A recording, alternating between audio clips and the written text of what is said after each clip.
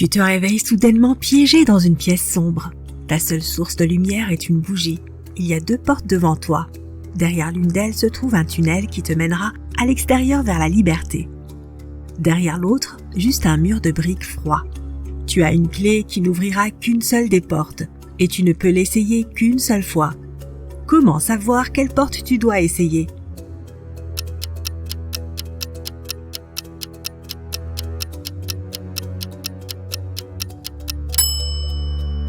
Approche la bougie de chaque trou de serrure, la flamme vacillera près de la porte qui mène à l'extérieur.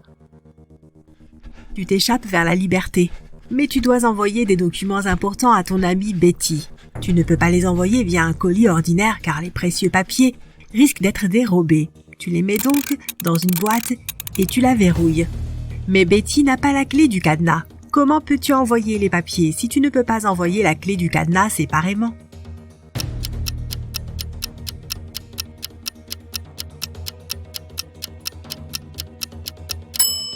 Tout d'abord, envoie la boîte verrouillée à Betty. Elle y ajoutera alors un autre cadenas et te renverra la boîte. Quand tu la reçois, retire ton propre cadenas et renvoie le colis. Betty pourra alors retirer son cadenas et enfin ouvrir la boîte. Mauvaise nouvelle, un matin tu reçois un appel de Betty. Elle t'annonce que les fameux documents ont été dérobés dans son bureau. Ils étaient sur la table la veille au soir, mais sont introuvables ce matin. Tu te rends immédiatement sur place pour interroger les employés. En un rien de temps, tu as rassemblé 3 suspects. Stéphane dit qu'il est allé au cinéma hier soir. Michael a emmené sa petite amie dans un parc d'attractions. Quant à Christina, elle était dans une prestigieuse galerie d'art. Qui ment ?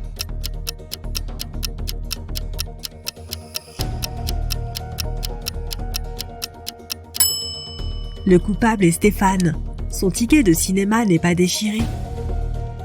Ayant été pris la main dans le sac, Stéphane saute dans sa voiture et s'enfuit. Mais la police est à l'affût.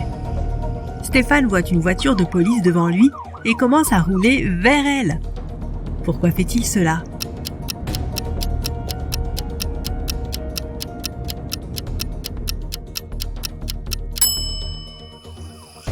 Il est sur un pont. Il doit d'abord se diriger vers la voiture de patrouille pour arriver de l'autre côté et s'échapper. Nous prévoyons de nous échapper. Pas de chance pour le pauvre Stéphane, il se fait attraper et enfermer. Mais il commence à entendre des rumeurs sur un détenu qui prévoit de s'évader. Les gardiens ont 2 suspects. Le premier est un rat de bibliothèque tranquille qui passe la plupart de ses journées le nez plongé dans des romans de science-fiction. Le second est un grand costaud tatoué qui fait toujours de la musculation. Avec qui Stéphane doit-il devenir ami s'il veut sortir d'ici ?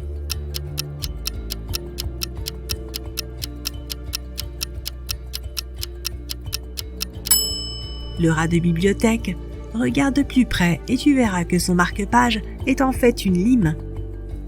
Le vendredi après-midi, le propriétaire de la prestigieuse galerie d'art découvre que 4 des autoportraits des artistes les plus célèbres ont été volés pendant une exposition. La police se présente pour mener une enquête et elle a 3 suspects. Sarah, l'artiste, déclare qu'elle s'était retirée dans l'un des studios pour peindre. John, l'agent de sécurité, explique qu'il attendait dehors et qu'il ne savait même pas que des portraits avaient disparu. Daniel, le traiteur, déclare qu'il était dans un magasin pour récupérer des serviettes supplémentaires lorsque le vol a eu lieu. Qui est le coupable ?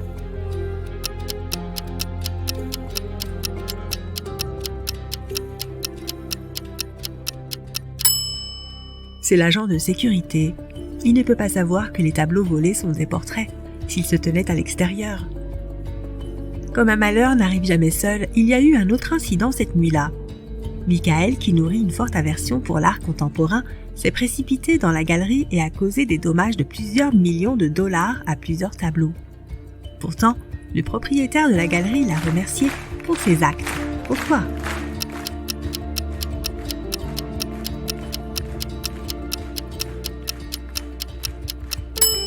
Michael est pompier. L'eau de son tuyau a endommagé plusieurs chefs-d'œuvre, mais il a quand même réussi à éteindre le feu et à en sauver beaucoup d'autres. Michael a reçu un gros chèque en guise de remerciement. Il rentre chez lui juste à temps pour préparer ses 5 enfants à un week-end de camping. Michael et sa femme ont vraiment hâte d'avoir le week-end rien que pour eux et de pouvoir se détendre. Mais lorsqu'ils se réveillent le samedi, ils découvrent que le chèque a disparu de leur coffre. La police arrive et interroge les 3 personnes qui sont dans la maison ce matin-là. Le cuisinier dit qu'il était dans la cuisine pour préparer les repas de l'école. L'employé de ménage dit qu'il a fini de nettoyer rapidement ce jour-là et qu'il est parti tôt. Le majordome dit qu'il vient de rentrer, après avoir emmené les enfants au camp à 3 heures de route. Qui ment?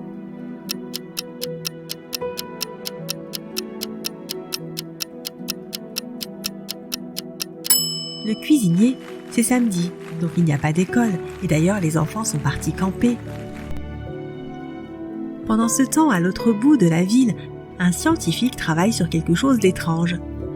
Il invite Kevin et Claire à être les cobayes d'un nouveau sérum de son invention.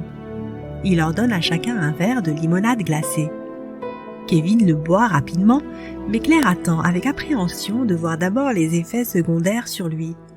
Après 2 heures, rien ne se passe. Alors elle boit aussi son verre. 2 minutes plus tard, sa peau devient verte. Si les 2 boissons contenaient le sérum, pourquoi seule Claire a-t-elle été affectée?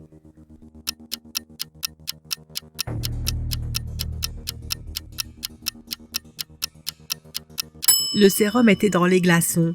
Comme Kevin a bu rapidement, il n'a pas eu le temps de se diluer dans la limonade. Claire sort du laboratoire en courant, horrifiée. Elle monte dans sa voiture et part à toute vitesse. Alors qu'elle roule sur une longue route vide, un de ses pneus éclate. Heureusement qu'elle a un pneu de rechange. Mais voilà le problème. Elle n'a plus d'écrou pour mettre la roue de secours. Que doit-elle faire?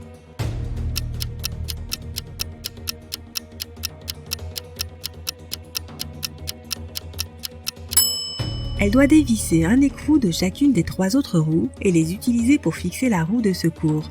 Ce sera suffisant pour arriver au garage le plus proche en toute sécurité.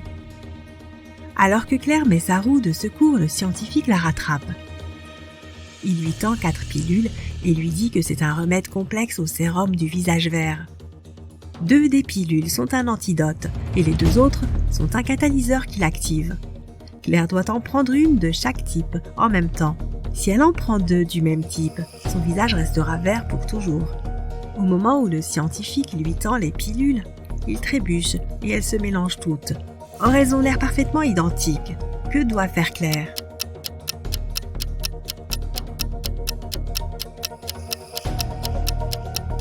Elle doit broyer les comprimés, mélanger toute la poudre et la diviser en 2 parties égales. Chaque moitié aura la même quantité de catalyseur et d'antidote. Ça a marché. Le lendemain, Claire a un examen de mathématiques. Mais chose amusante, tous les élèves de la classe refusent de le passer. Le professeur Miller ne peut expulser qu'un seul élève qui sèche l'examen. Tous les élèves connaissent le nom les uns des autres.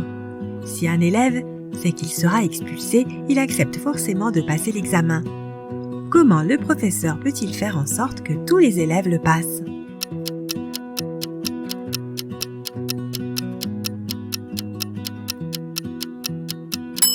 Elle doit leur dire qu'elle expulsera l'élève dont le nom vient en premier dans l'ordre alphabétique. Cet élève devra donc passer l'examen.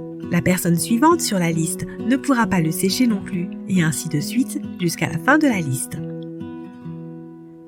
Le professeur Miller attrape sa tasse de café, en boit une gorgée, va la poser et elle reste collée à sa main. Quelqu'un a mis de la colle sur la tasse et elle a 3 suspects.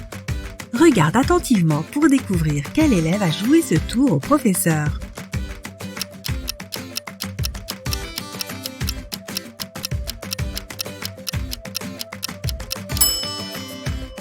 Le premier élève a un air terriblement coupable sur le visage. Et la moue du deuxième ressemble à la fierté d'un coup bien monté. Mais regarde de plus près la poche du troisième. Oui, c'est bien l'embout d'un flacon de colle. Le professeur Miller est tellement humilié par les manigances de ses élèves qu'elle décide de changer de carrière. Elle construit une usine de chaussures et elle a tellement de succès qu'elle en construit une deuxième dans une autre ville. Mais malgré son succès, les problèmes ne cessent pas. Ses employés volent secrètement des paires de chaussures dans ses usines. Que peut-elle faire pour résoudre ce problème ?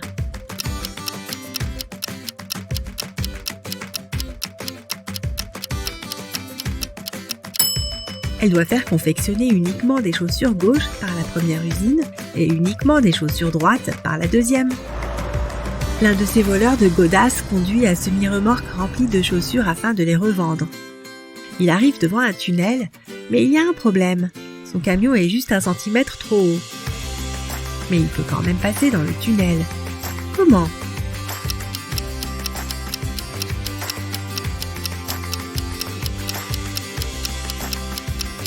Il doit dégonfler légèrement ses pneus. Cela abaissera juste assez le camion. Une fois que le voleur de chaussures a traversé le tunnel, il arrive à un embranchement sur la route. L'une des routes va vers la ville, l'autre vers une région sauvage sans fin. Des guides se tiennent devant chacune des routes. Mais l'un dit toujours la vérité, tandis que l'autre ment toujours. Le conducteur ne sait pas qui est qui, et il n'a droit de poser qu'une seule question à l'un des deux. Que doit-il demander pour savoir quelle route mène à la ville ?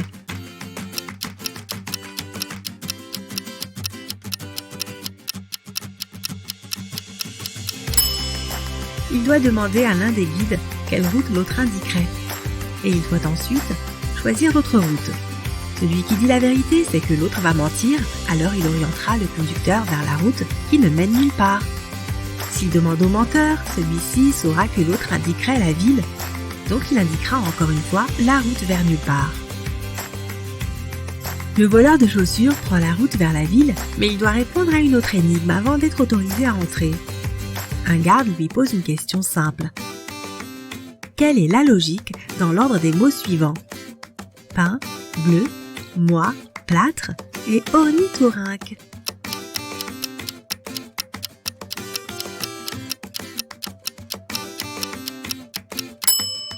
Chaque mot rime avec un chiffre.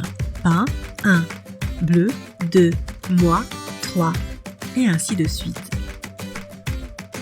Le voleur de chaussures s'installe enfin dans cette nouvelle ville. Dommage pour lui, il ne peut utiliser qu'un téléphone public pour passer des appels. Un jour, le téléphone tombe en panne.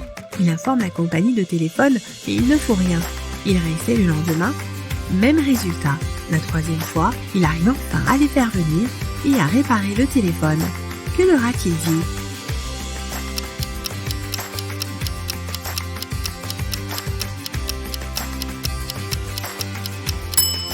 Il a dit que des gens passaient des appels sans payer.